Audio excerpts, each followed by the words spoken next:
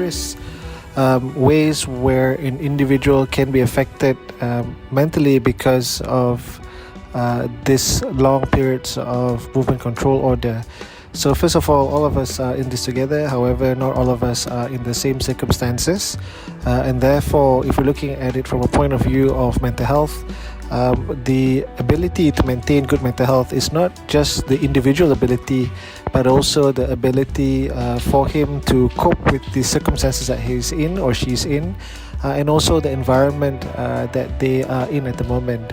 So therefore, an individual who is presently staying in a fairly comfortable home will probably be able to maintain good mental health because he's got adequate space, adequate activities to actually occupy him during this period of time, compared to, say, another family who's staying in a smaller facility with limited ability to move.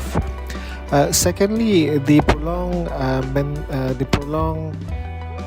situation that we're in particularly will affect various peoples economically as well, and those who have the ability to maintain some level of economic status or situation is probably more able to maintain a better mental health for a longer period compared to those who might not be able to.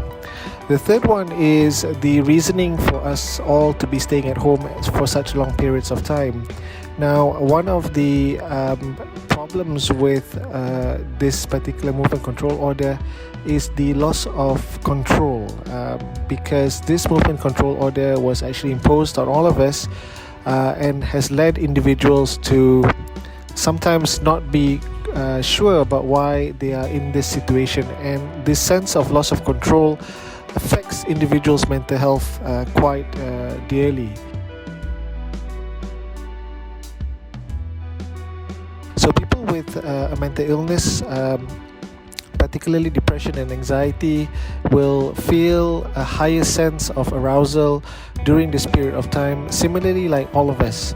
However, if, for example, we are feeling, say, 20% increase in our anxiety during this movement control order, our friends who are struggling with a mental illness will have a higher degree, and therefore their situation might not be ideal.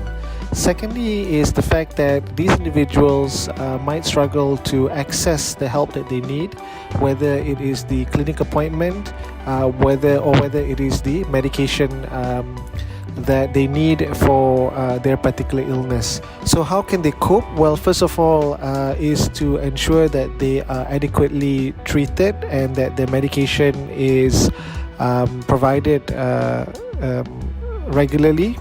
Friends and family can help by either checking in on them from time to time.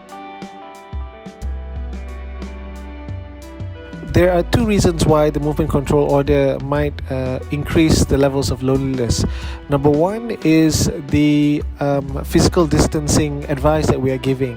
It is imperative that we continue physical distancing to prevent the COVID spread. However, physical distancing is not social/emotional distancing. It does not mean that we do not communicate with our neighbors, our family members, and our friends. And one worry is that if people take it literally, that they will not be contacting, say, their loved ones, and this will increase the risk of loneliness. So how can we actually assist this is actually by frequently communicating with our loved ones and our friends who might be staying alone through not only voice call but also video call. I think this is really the opportunity for us to maximize the use of video capabilities in our technology to find that connection between each other. Now, secondly as well, for us who have neighbors, do look out for your neighbors and see whether or not they might be struggling.